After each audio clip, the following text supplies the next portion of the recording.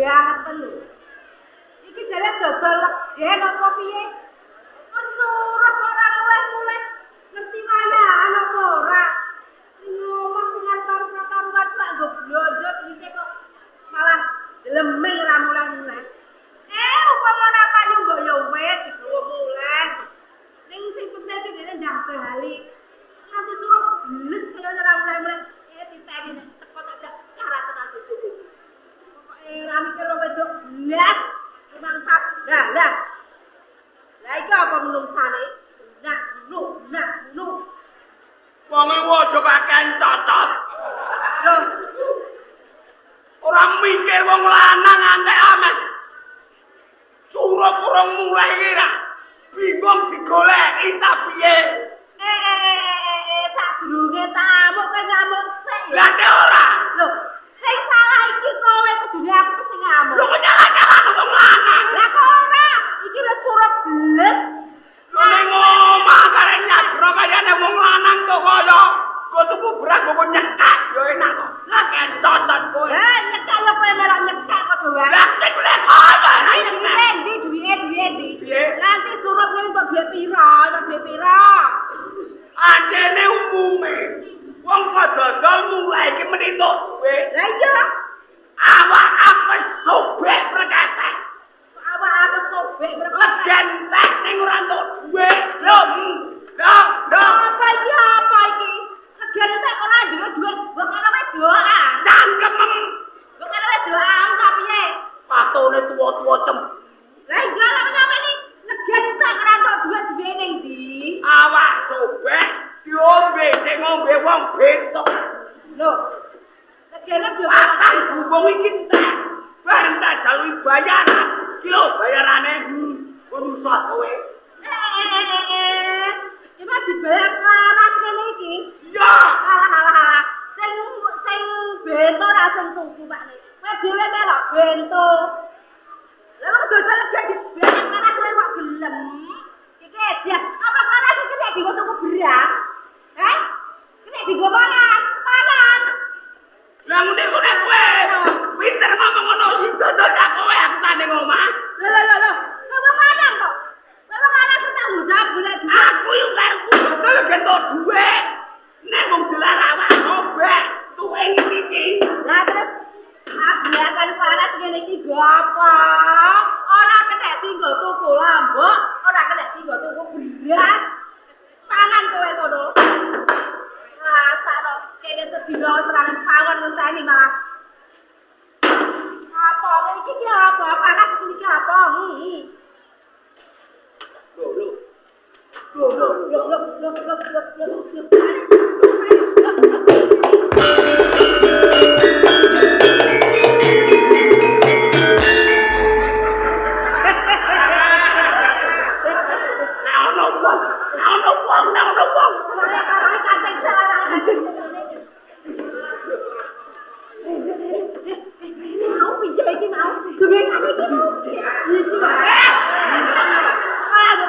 Lah yo ijek ta ora? Saya isek iki ulungku kok jeborok Pak. Iki kablakan opo iki Pak? Mas iki matam. Aku ora tau kok ngene iki ya Pak. Aku iku yo ora tau ora ngene iki yang tak royomu iki. Iku ana wayahe dhewe. Kok nek rada peteng. Bisa arep padha ngene wis ora. Alah, geble gak marah yo. Alah padha wae. Dewa ta. Tanu, malaikat. Wong emang upame piye kok. Alah ora gadeg to wong edan lho. Ya sak kaya ndang-ndang iku Pak. Dewa, apa danyang Pak Nek? Menawa nek ora dewa ya danyang nek ora malaikat. Lah kok terus Lah nek malaikat njabut nyawamu. kok jabut nyawaku wis sik. Terus Pak Nek, aku jare sugih. Sugih. Dadi wong sugih. Ya tenan Pak Nek. Soben pulaan legen. Tanggane tebas kabeh. Iki tak go aku ya Pak Nek. Monggo. Monggo. Tamu Pak Nek. Mriki lho. Terus kenal Pak. Kanjeng malaikat. Kanjeng malaikat. Matur nuwun Kanjeng malaikat.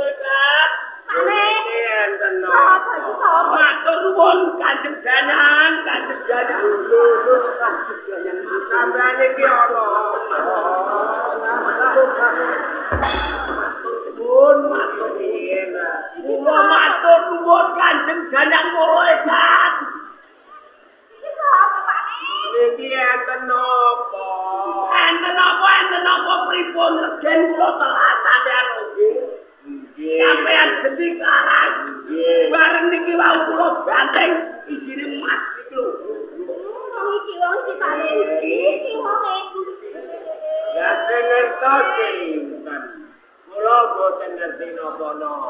Niki wau sampeyan lek nyolong pripun?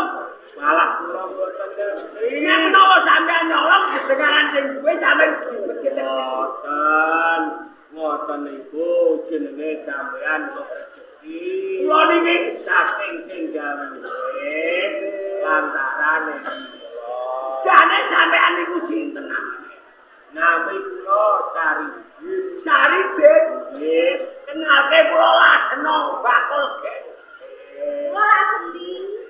Ya sampean apa nih? Kula bojone. Sampean kok betah gajah tujuh ngeten. Tapi pun betah mboten betah nek betah-betah. Cangkemen. Kula tak nderek enggak.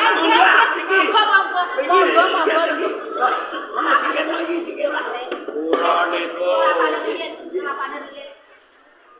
tak lasena. Pripun? Kula niku tiang kleang kabur kanginan. Sampeyan niku Nggih, boten gajah papan tubuh. Uripe kula kelambianan. wah. Ngeten mawon.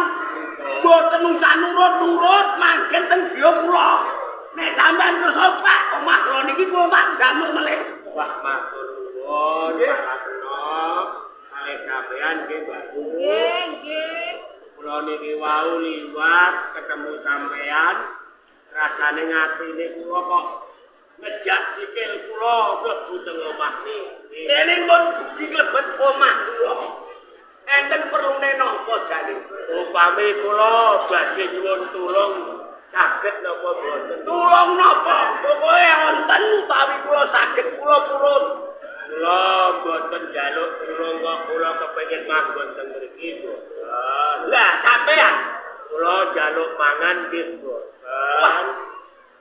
Kula niku butuh rapa kalih. kelapa Kalih boten tem jajang napa 20 jajang. boten. Butuhe kula klapa sekantet, tegese klapane kalih. Menawi wonten klapa ijo, Kelapa sekantet, kelapa ijo. sampean gajah. Kebeneran ten griya omah niku enten kelapa ijo. Kuwe loro mangku ing alor ngetan. Ten griya omah niku. Pak Lasena. Pripun? Niki nggih kula nyuwun kawelasane sampean. Kula butuh klapa niku. Ning kula boten gajah duwe. Alah, boten usah tuku. Napa malih mung kalih. Kelapa sak Tegal sak kampung iki sampean pek kabeh kono. Modal kono. Menawi ngaten nggih kula enteni sakniki. Entas iki, kula pendheke. Sampean penekke dhewe. Nggih, kula peneke. Nggih, Pak. Makane bar menek kelapa kula tak menek bojoku. Alah. Ono ae. Nggih. Oh, Nggih, nggih Di. sampean niku ampun seneng padu kalih buku. Nggih. Pancene jenenge wong urip niku nggih ana kurang, ana turah. Nggih, nggih. Nek wong ngrebut perkara turah luweh jenenge wong urip niku ora ana wong sugih. Sugih nggih kurang sugih. Nggih. Niki lapane. Nggih, Pak. Nggih. Nggih mung loro tok niki sing mangkung alor ngetan niku. Pak Lasena. Pripun? Sampean ikhlas saestu. Lahir batin lila legawa kula niki. Maringke klapa niki kalih kula. Nggih. Pak. Kula boten saged bales napa-napa kalih sampean. Wong sampean ngene maringi klapa ngene ikhlas. Kula namung nderek donga mugi-mugi sampean diparingi seger waras. Amin. Panjang umur. Amin. Ampun do padu kalih bojone nggih Pak. Nggih. Kosok wangsulipun kula njaluk dungane sampean. Mergo kula butuh klapa niki boten nggih kula dinapa-napa. Ajeng dike napa niku? Kula badhe tapa ngrobak Sampean niku pinten dungake kula pinten pinten niku?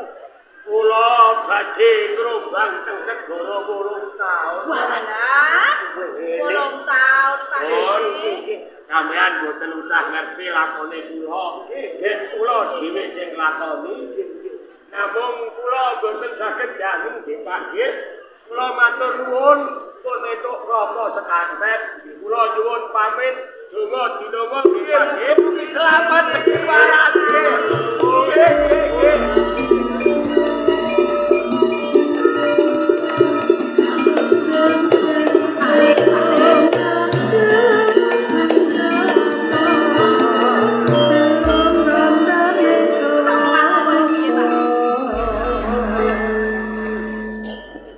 Sesuk ning kawah.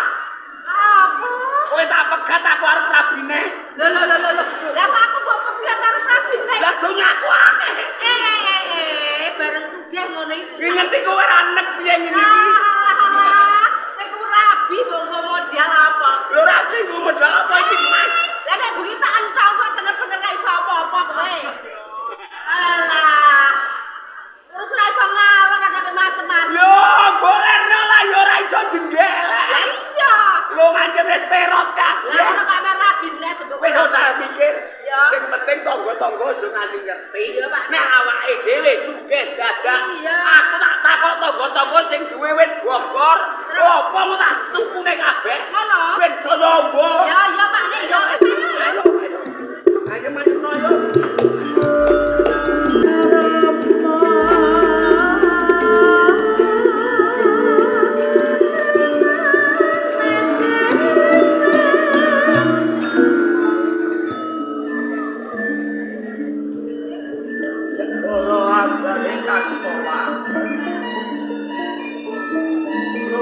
di tengah segoro kae numpak perahu. Lah iki aku kok numpak perahu. Monggo suwene suwi. Tegese mulo taun. Monggo.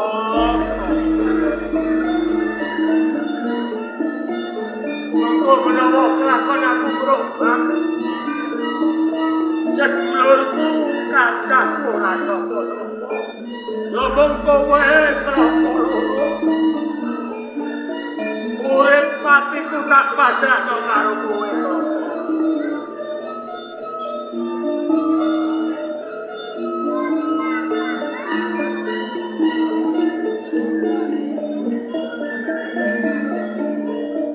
Sarge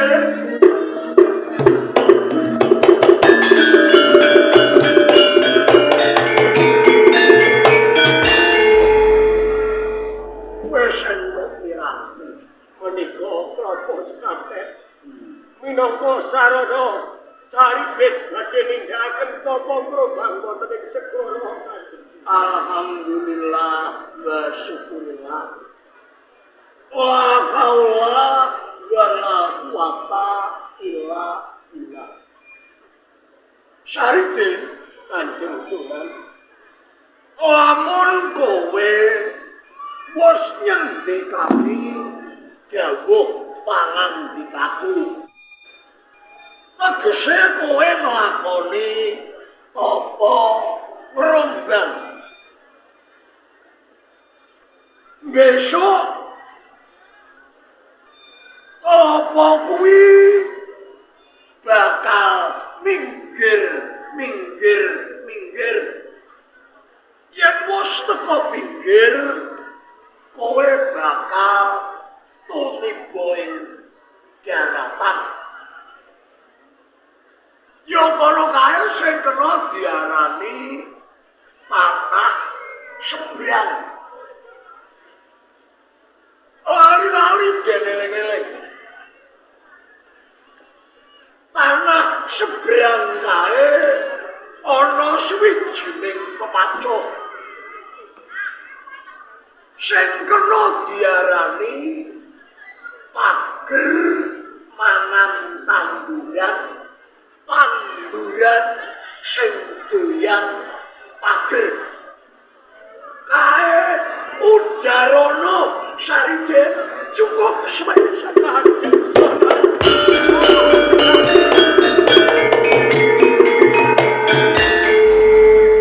sasmita apa meneh Kanjeng Sunan Kalijaga marang. Urung wae tak lakoni wis ana dawuh. Yo bakal tak wiwiti aku merombang nyemplung ing segara. Woe momo Momo. Aku to kaya ngono. Ora ketang totoane urip tegese totoane nyowo. Oke bapak kepengin ketemu karo kowe Momo. Ora ketang bapak urip ing tengah segara mung numpak klopo loro. Tak lakonane Momo, tak lakonane.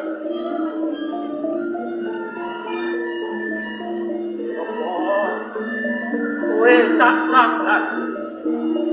Tak pasrahno mati lan uripe sargen karo kowe Momo. Memetri sedulurku papat lima paden. Kakang kawah hari-hari pusing lan jenih. Sing ngomong jiwa raganing sarine. Kaki among ini among sing ngomong jiwa raganing sarine. Rewang ono sarine. Bapak ilah urip gerobak ing segara.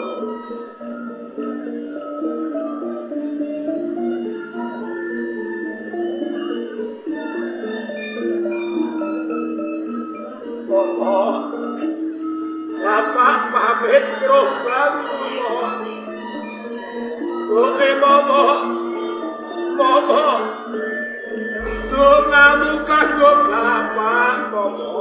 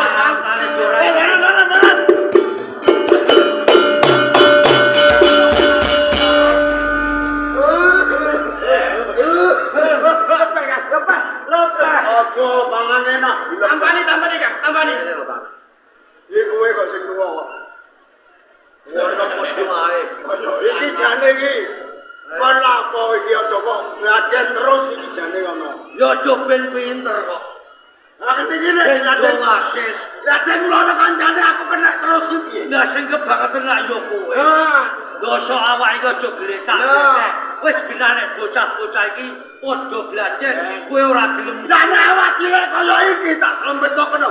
Lah awak semene gedene ngono. Ele kakak. Ono kok ngene lho. Jane yo sampeyan dino kok geladen wae. Iki ono karep apa sampeyan Kang? Ira ngene. Piye tak Nganti kowe kabeh tak perintah supaya saben dina padha gladen. Yo, Kang. Nek kowe wis padha wasis anggonmu gladen, Terus kowe wis padha diaduk, ya ora tedas papak maluning pandhe sisane gurindha. iki mengko gawe geger ana ing Palembang. Mergo aku iki wis entuk perintah. Nek aku wani-wani ae Kang. Bocah-bocah iku tuwane apa ora? Karek bocah-bocah. Ana ora wani aja kon mulih kono. Nek aku percaya wani tanganem kukune semono dawane. Nemu iki melu. Ya, pancen iki dadi wong urip ki aja wedi nek wani. Iya, Kak. Ya aja wani nek wedi. Dadi urip sisan gawe. Tak kira kowe engko wis do padha ngerti. Ngene ana jeng pangeran Sanggar Singgih teko kene luwih cetha kowe takok dhewe tak kandhani. Kaya ngono. Takok terus. Kapan dikoni kapan? Lah ora tekan kene Yo wong kene dhewe paling Oh, no, kaya ora kena ngrasani. Mogo, jeng pangeran mogo. iki gak ngene. Wapat bisa Kok brigap Angger bubat babat ae. Patrawalan kowe patrawi. lonjong pangeran. Yen aku tahu perintah kawan kowe supaya nglumpuhke nom-noman. Apa wis tindakke? Kan wis kok gladi olah bela diri, Kula kinten sampeyan iki pun pirsa piyambak. Niki bocah-bocah kula kabeh. Dadi iki bocah-bocah. Nggih. Nek sampeyan kurang percaya, monggo mang panjenengan jajal nek Aniki enten gaman nggih jajal. Ora kok derek mawon. Nek ijeh tejas pedang takone merguru malih. Milih kok ngarep. Napa kok nguri? Napa kiringan tengen napa kiwa? Monggo. Ngono. Coba bokto. Pripun? Oh, nguri.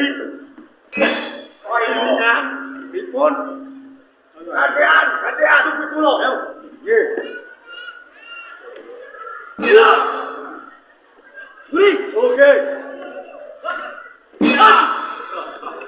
Sambat. Lu sambat. Yo. Iki joget jeti sing koyanan sak. Yo. Ngajak dong, ngajak. Ketoro ngajak. Wis pol. Aja linggih ngadeg. Wis pol iki. Wah, tak kira diojok kowe iki mau. Wis ngadeg jebule. Ya. Lu ampun cilike ya. Ampun. Napa sing ngono? Selmu. Bacukan di bacukan. Padamu. Sampai dicapet iki mau ndi? Iki bae. Hei.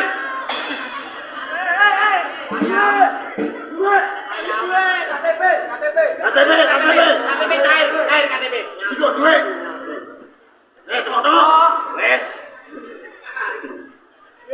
Mau aku teko ana ing batu lunyu. Yo papanmu aku arep kok babat. Nggih. Ngoten piye? Yen pancen terus diwelek-weles gladi kelawan Batlawa lan Batlawi. Aku pengen jajal kawan Wes mawon.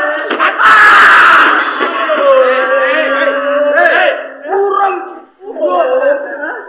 Iki ojo sini-sini aku kowe iki. Iki lho. Susune gendek-gendek aja boye.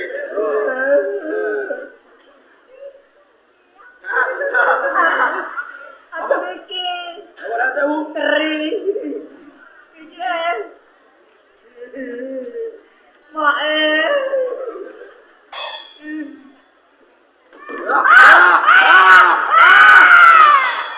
Piye krasa ora?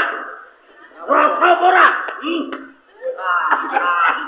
Hei, bisa. Apa? Ada berapa? Ya. Ngadep rono. Ya.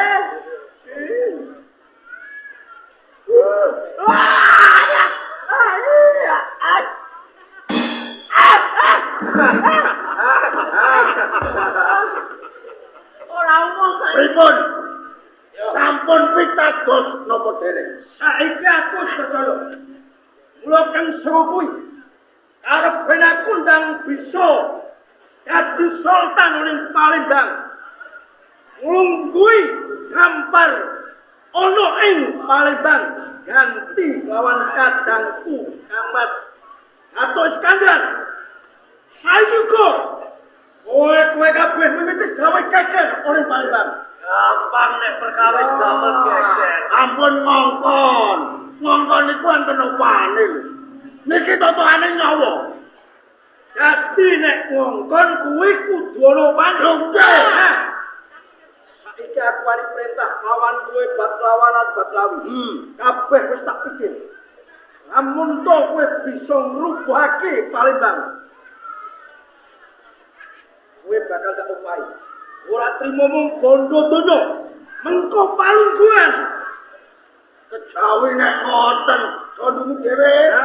Kang, jawani ora Sulaya Kang, tuwek matane. Aja Sulaya goleki omahe. Wani blendani janji. Kersane mboten awisaran. Sampeyan kondur mawon. Nggih.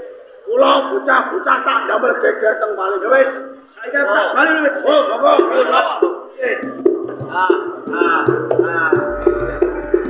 Cepake.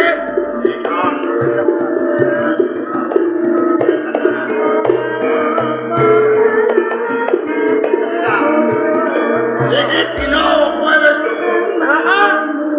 Jangan merah ngomong piye. Oh, gawe geger. Yo, kok nek wis kasil tupan. Ora sakit suwen. Ayo. Yo.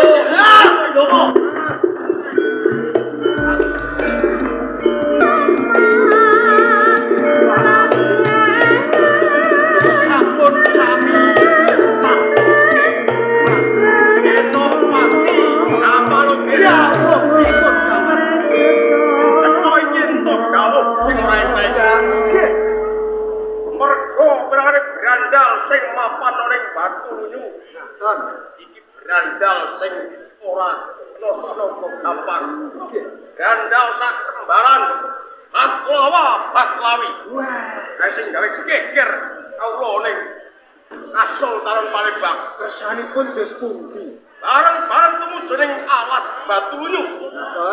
Nanjake bener apa orane?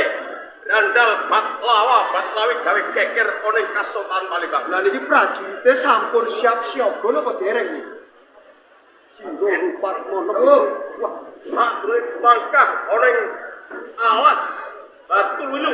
Aku jaluk cepake titikan papan kene.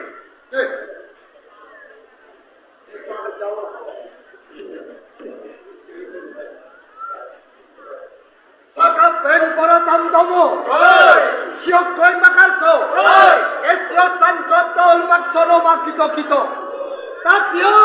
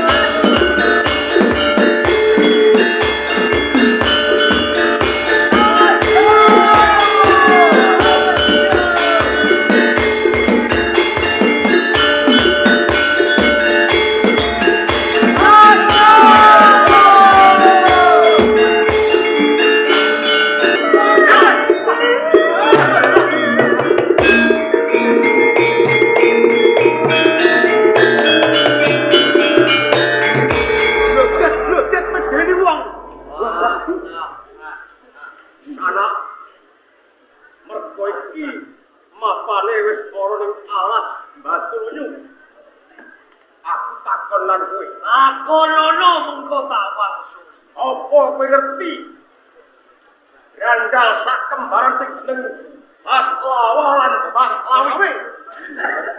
Alas Batu Lunyu. Kapan panggonanku? Brandal Batlawi. Iki wong iki bat nyamuk. Iki bat suket. Bat umum. Bat mentan bali sapa kowe? Senopati Kasultanan Palembang. Wah, ayo rangkas. Ayo rangga sawit Senopati Jamalot.